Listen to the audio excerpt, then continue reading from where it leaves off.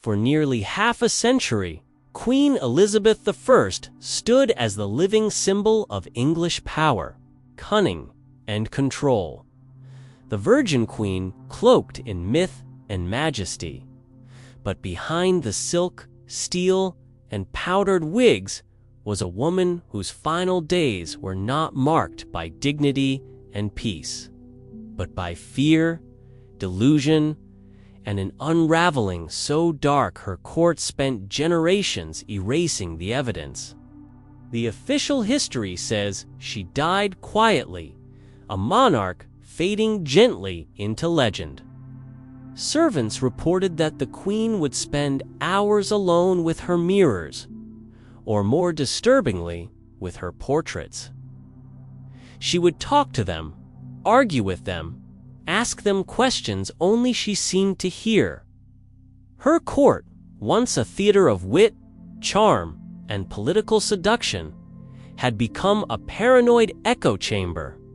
Robert Cecil, her principal secretary and the shadow puppeteer of her final years, took control of who could see her, what news she was given, even how she was perceived by foreign ambassadors. All letters passed through his hands. All appointments were vetted by his agents. The Virgin Queen had become a state secret, a living myth managed like a dying god. Her favorite was a painting from her coronation. She addressed it as if it were a trusted advisor, a younger version of herself frozen in power. One maid claimed to have seen Elizabeth reach out and stroke the face in the painting, whispering, "You were the true queen." But the truth, buried beneath layers of lies and protocol, suggests something far more disturbing. By the year 1600, Elizabeth was no longer the radiant queen who had rallied a nation against the Spanish Armada. She was 67, an advanced age for the era, and aging in a world where a monarch's strength was equated with divine favor.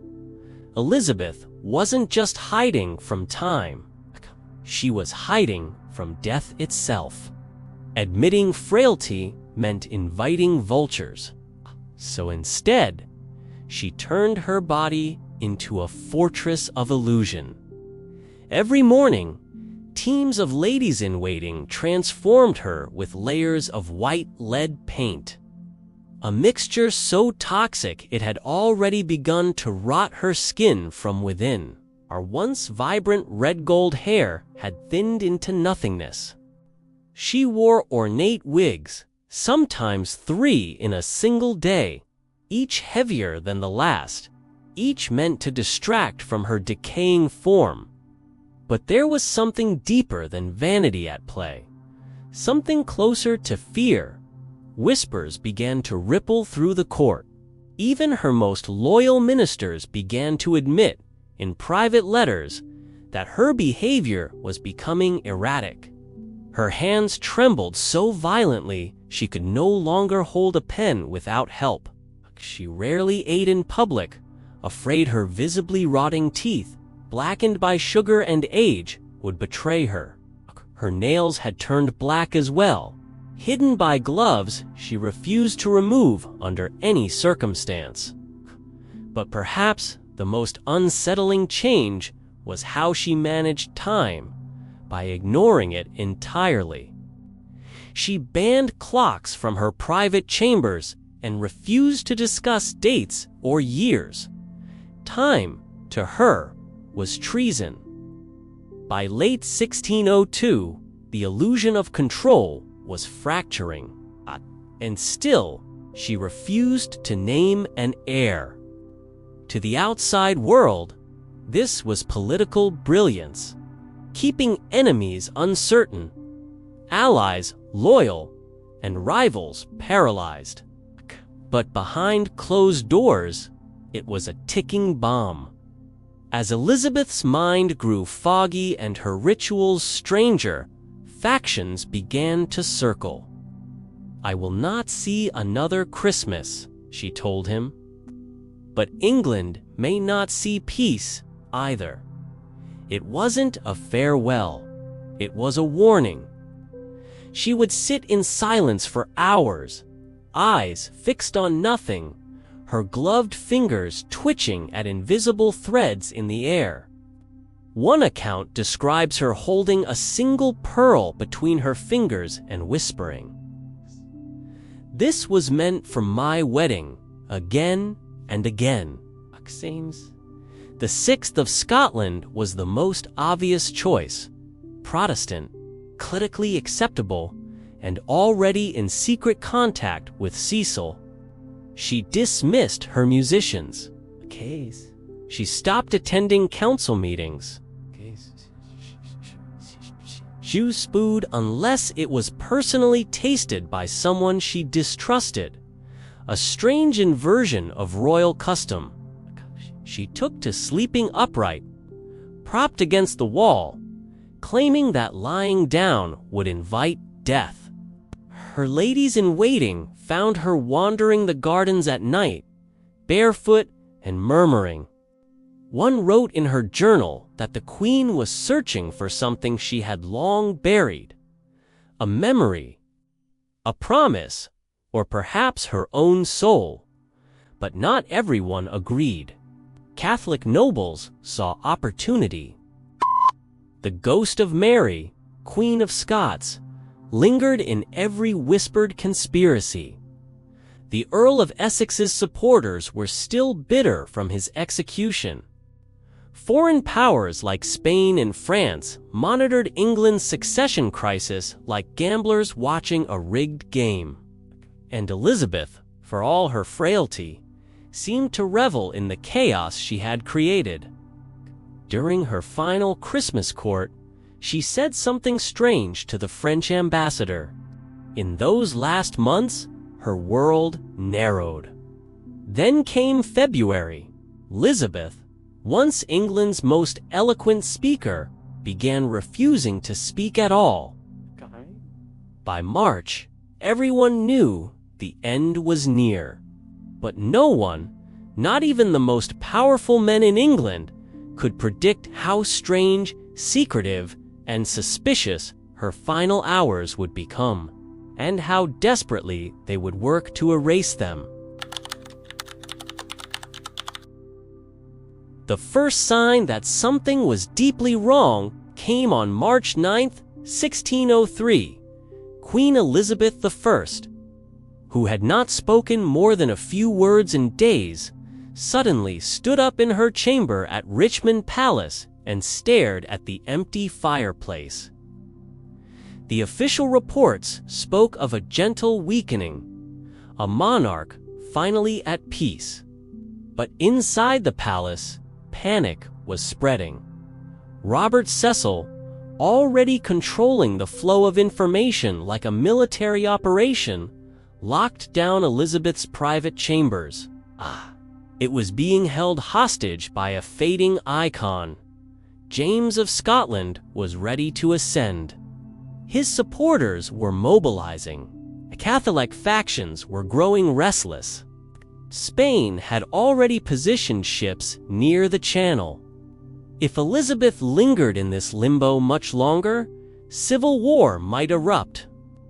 And so, according to certain unsettling letters buried in family archives for centuries, a plan began to take shape.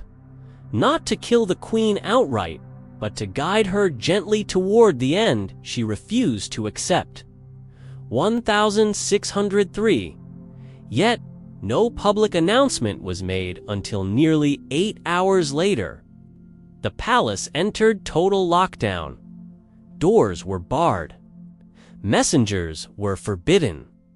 Not even the Archbishop of Canterbury was summoned.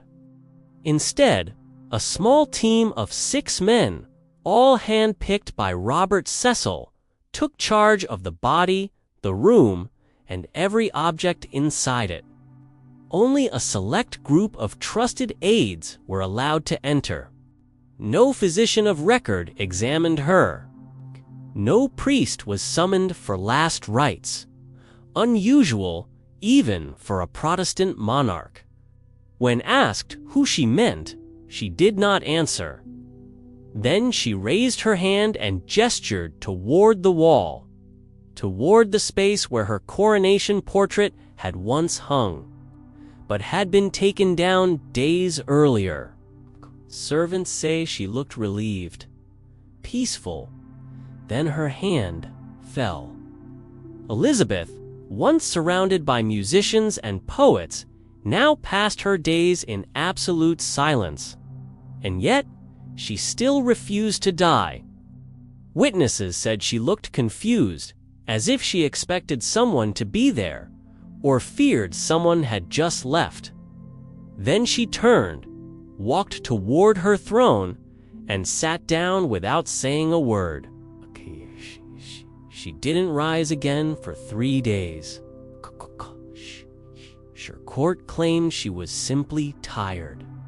That became a problem. In the eyes of her courtiers, England was no longer being governed.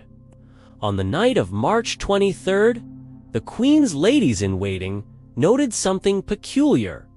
All the clocks in her chamber had been removed, not covered. Removed. The candles had been replaced with lower burning ones, as if someone was trying to set the mood for something ceremonial or final. Elizabeth had not spoken for over 48 hours. But that night, she allegedly stirred and whispered a single phrase. "I see them. They're all here." But the timing, the words, and even her death itself became immediately suspicious. The official time of death was recorded as 3:00 a.m. on March 24th. And here's where the questions pile up like bodies in a Shakespearean tragedy. First, Elizabeth's body was moved astonishingly fast. No royal autopsy was performed. No independent physician confirmed the cause of death. There was no official statement from the Privy Council.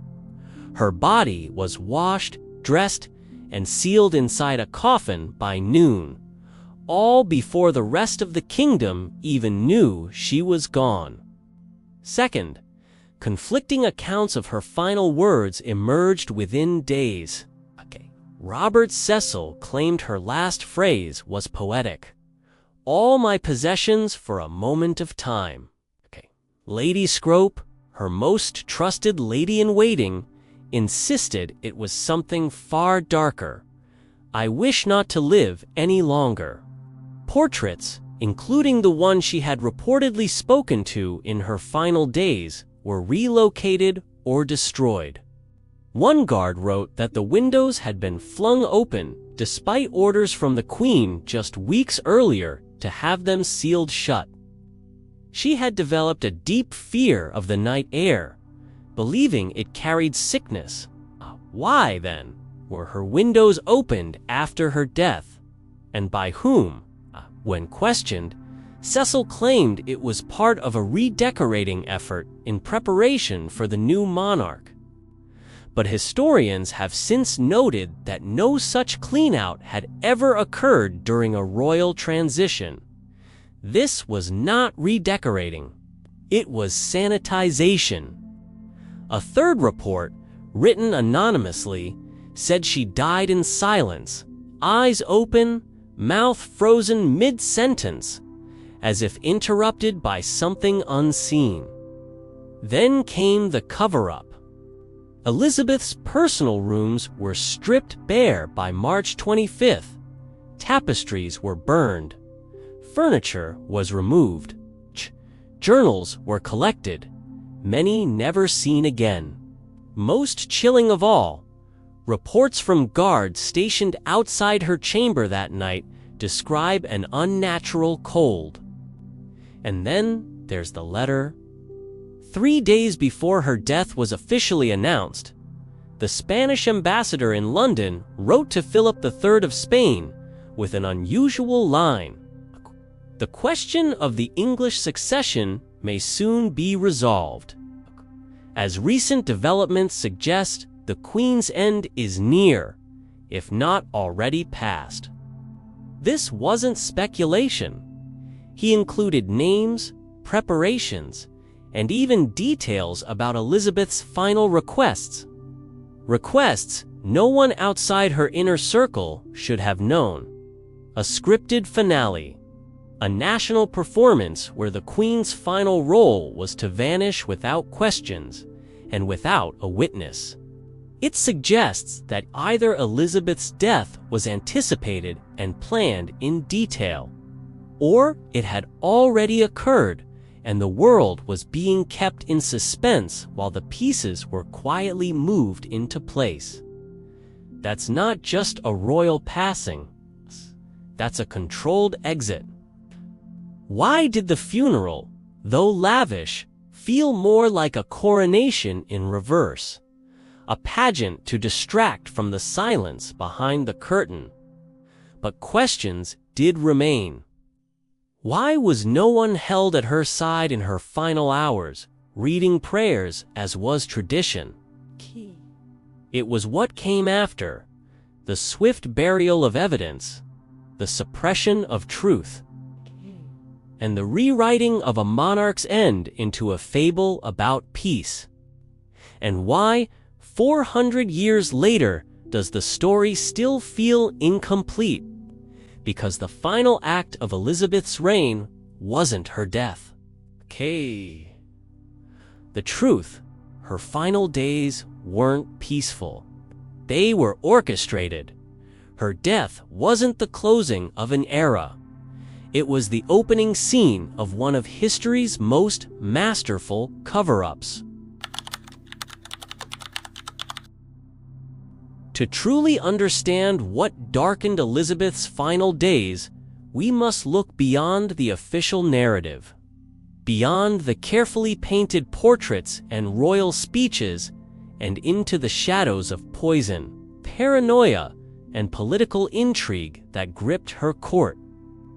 One of the most chilling theories that historians now consider plausible involves the very cosmetic Elizabeth trusted to preserve her image, the white lead and vinegar mask she wore daily. This toxic mixture contained mercury and lead, heavy metals known even then to cause tremors, paranoia, hallucinations, and eventual neurological collapse.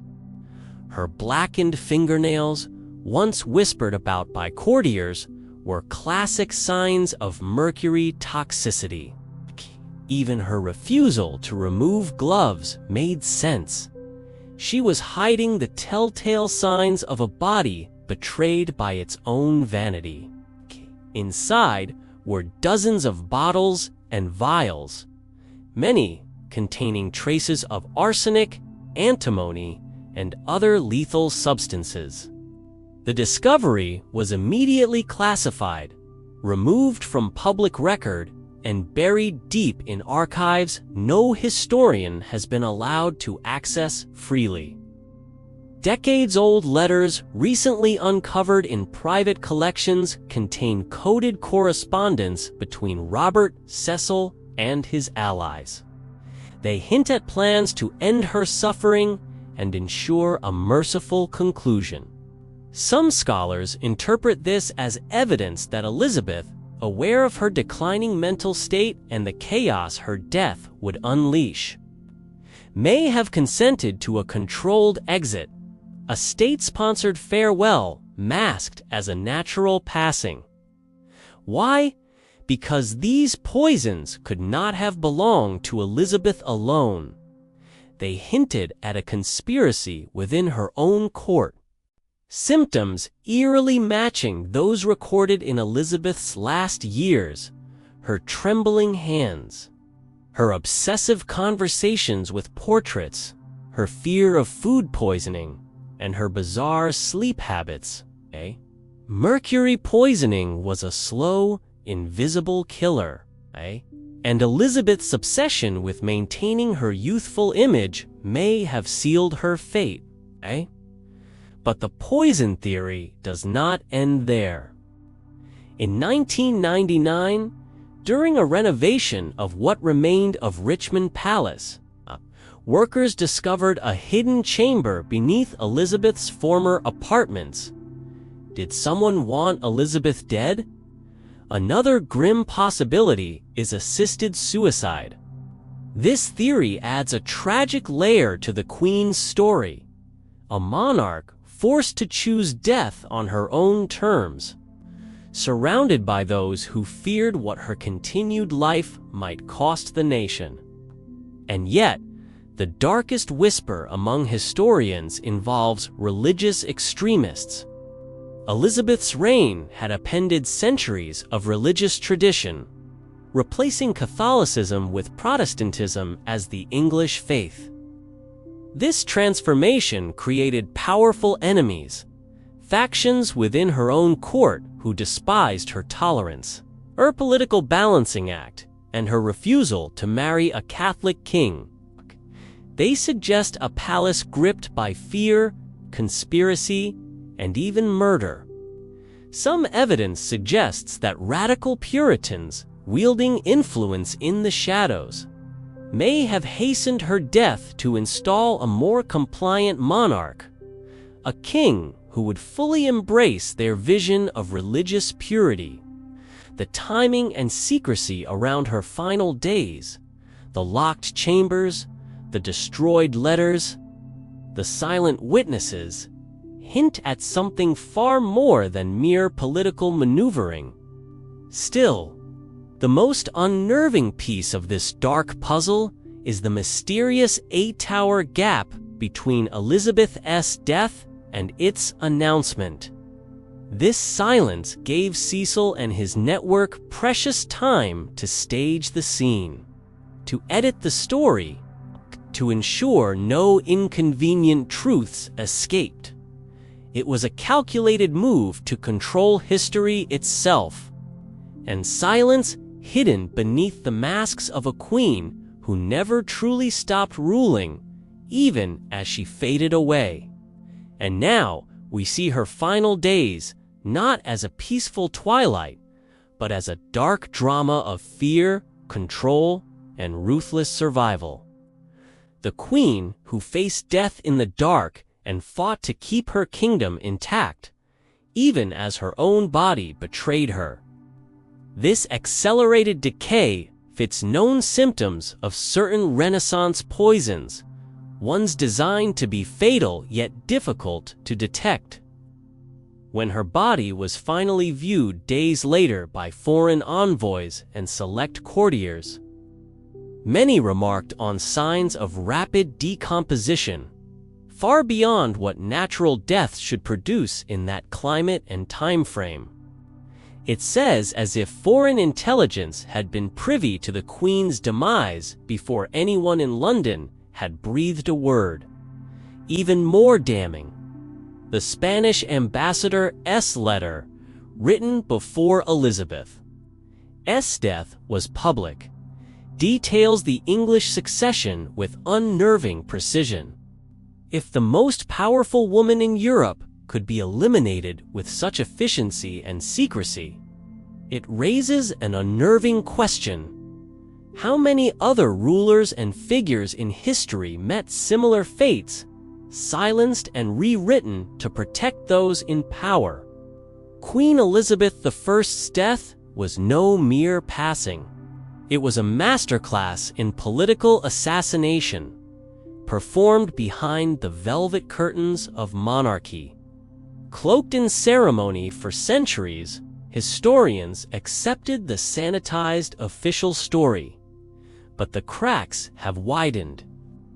The shadows have deepened. So the next time you look upon a portrait of Elizabeth I, that pale face frozen in time beneath powdered wigs and jewels, remember the queen behind the mask. Her reign ended not with a whisper, but with a secret that still echoes through history. A reminder that sometimes the greatest power lies not in the crown itself, but in the stories we tell about it.